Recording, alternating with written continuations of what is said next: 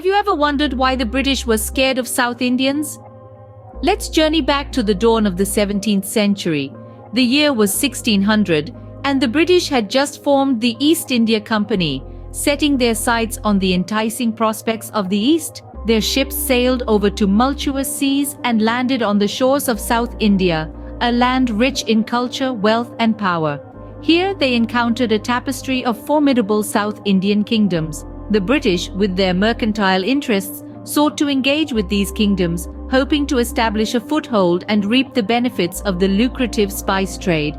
However, the South was not a land to be easily conquered. The British faced unexpected challenges, met with resistance, and soon found themselves in a world they barely understood. They were dealing with a people whose strength, wisdom, and courage were unparalleled. Little did the British know, their venture into the South would not be as smooth as they anticipated. The British were in for a surprise. A clash of cultures awaited them.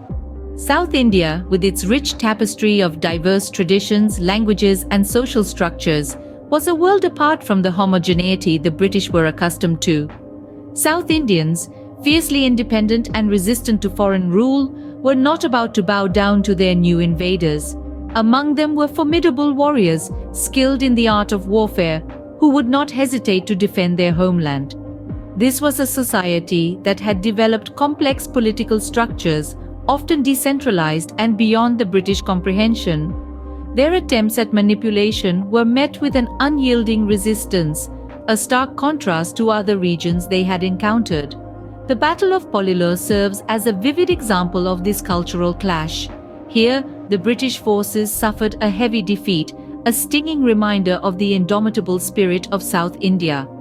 The British were learning that South India was not a region to be underestimated. Fear grew among the British, but so did respect. The British, initially threatened by the formidable South Indian kingdoms, began to appreciate their sophisticated warfare tactics. These tactics were not just about brute force. They were a blend of strategy, skill, and an intimate knowledge of the terrain, which often left the British in awe. The cultural richness of the South Indians also commanded respect. The British were fascinated by their distinct languages, art, music, and dance. These were not primitive people, but a society rich in tradition and knowledge. And then there was the administrative efficiency. The South Indian kingdoms were well organized, with a system of governance that was both effective and fair.